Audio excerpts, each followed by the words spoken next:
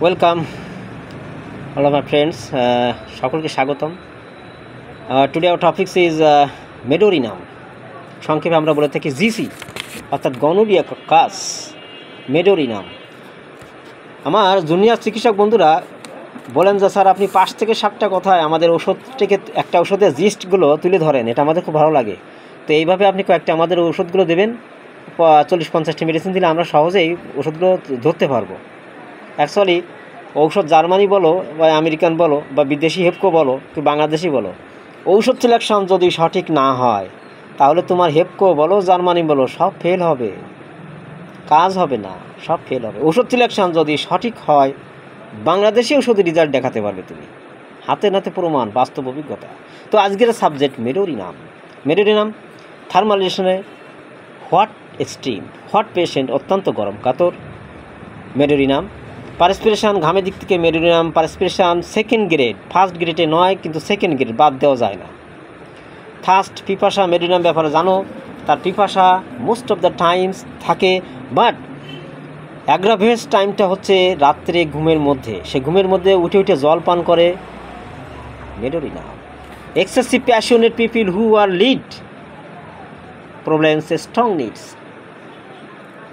এরা একটু অহংকার টাইপের, উচ্চভিলাষী বংশ, উচ্চভিলাষী ভাব নিতে থাকে, তাই মেডোরিনাম। আর বার্নিং সোলস অ্যান্ড পাম্পস, হাতের তলা পায়ের তলা জ্বালা প্রবণতা, সে লেপের ভিতর থেকে পা বের করে দেয়।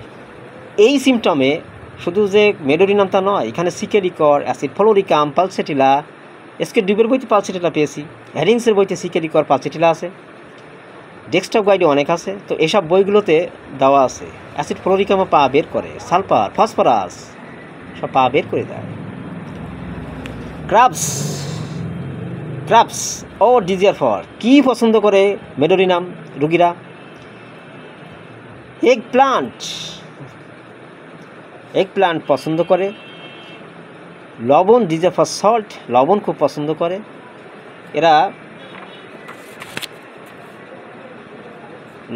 মেডোরিনামের রুগীরা তামাক জাতীয় খাবার, উগ্র জাতীয়, ভাজা এই ধরনের খাবার খুব পছন্দ করে। মেডোরিনামের অতীত ইতিহাস বিচার বিশ্লেষণ করে আমরা অনেক সময় পেয়ে যেতে পারি যে গনোরিয়া রোগ কখনো ইনজেকশন দিয়ে অ্যালোপ্যাথি ডাক্তারের মাধ্যমে রোগটা আরোগ্য করেছে, এবং এটা হতে পারে তার পরবর্তীতে বিভিন্ন রোগ, এমনকি স্বাস্থ্যের অবনতি হতে পারে।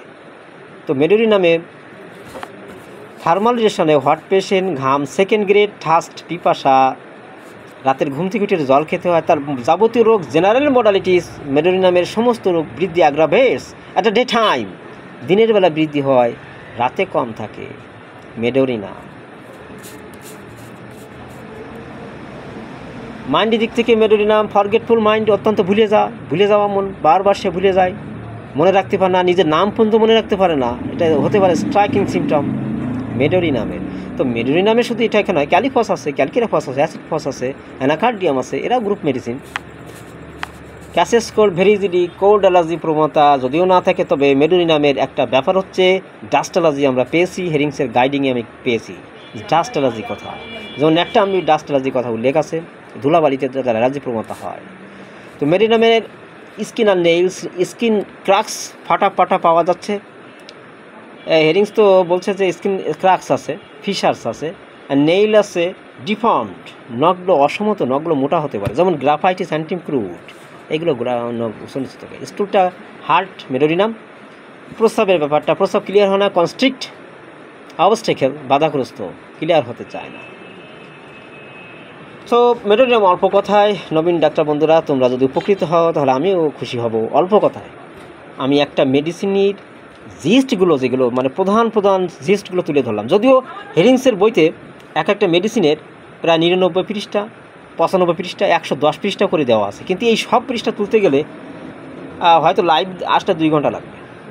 কিন্তু আমার মনে হয় এই টোটাল 90 পৃষ্ঠা, 95 পৃষ্ঠা পড়ার পর ওর থেকে যে জিস্ট গুরুত্বপূর্ণ সাবজেক্টগুলো সেগুলো যদি আমরা তুলে আনি তাহলে সেগুলো দিলে, কারণ আমাদের অর্গান অফ মেডিসিন বলছে, অর্গান অফ মেডিসিন কী বলছে যে টোটাল কেস টেকিং করার পর স্ট্রং পিকুলার গুরুত্বপূর্ণ সিমটমগুলো তুমি বেশি অগ্রাধিকার দিবে, বাকিগুলো তোমার ছেড়ে দাও। তাহলে আমরা অর্গানকে তো আমরা অবহেলা করতে পারি না। সো স্ট্রং একটা ওষুধের স্ট্রং গুরুত্বপূর্ণ সিমটমগুলো আমাদের নিতে হবে বেশি করে।